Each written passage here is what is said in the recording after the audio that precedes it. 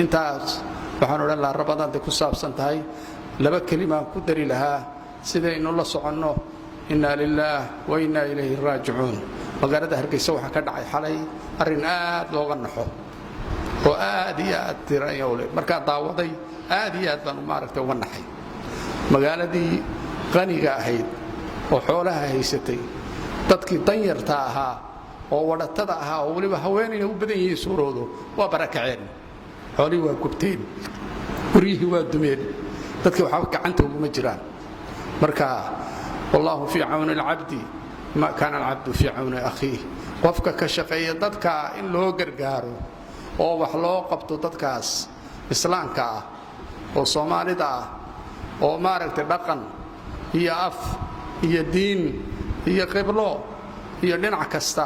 aynu wadaagno qofkii u gargaara ilaahay waa u gargaaraya ama maaragtay waliba khaasatan dadka yaani liita wa taawanu ala albirri ilaahay wuxuu wixii wanaagsan isu kaalmaysta wixii dambi iyo qudhonan hay isu kaalmaysanina dadkaas aad iyo aad waxaan u bogaadiyay kilka shanaad oo soo gurmaday oo u soo diray gawaari iyo dabdamis ilaa berbera iyo jigjiga Hargeysa kala badha qofkii yaqaana garanayo waqooyiga marka walaaltinimo islaamnimo ugu soo gurmaday Soomaalinimo aad iyo aad baan u bogaadiyay markaan arkay leeydo waxa weeye kilka shanaad bay ka soo gurmadeen iyagana waa bogaadinayna khayr Allah siiyo Soomaalidu marka waa dad walaala ah waa dad wada dhishay waa dad maaragtay sutub ah waa dad sutub naxa dadka dibadda jira iyo kuwa gudaha ku jira dadka ha loo gurmado oo waliba xoolaheeni waxay yeelaan East Africa war Ilaahay ka cabsada dadka Ilaahay waxa siiyo baraad ka dhimanaysan waa inaad soo kacdaan qabiil ha fiirinina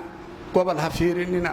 diinka islaamka iyo waxaad fiirisaan walaaltinimada iyo iimaanka inaga dhaxeeyo dadkaas iyo wanaagga inaga dhaxeeyo wayna dhaleen oo waynu dhalay oo talban wadanahay oo waxaynu isku wadan baan nahay oo walaalaan nahay marka dadka ha loo gurmado Soomaaliyeed meelad joogtaan ba dibadda iyo gudaha dibadda waan ognahay kaloorihii cudurkii in laga qaaday faqri gudahana waxa ka jira abaar ilaahay waxaan baryaynaa subhanahu wa ta'ala dadka inuu sabir siiyo xoolihii iyo wixii maaragtay ka baabaayna ilaahay inuu badal khayr siiyo baan ilaahay u baryaynaa subhanahu wa ta'ala abaartan inaga qorqaado sallallahu ala muhammadin wa alihi wa sahbihi wa sallam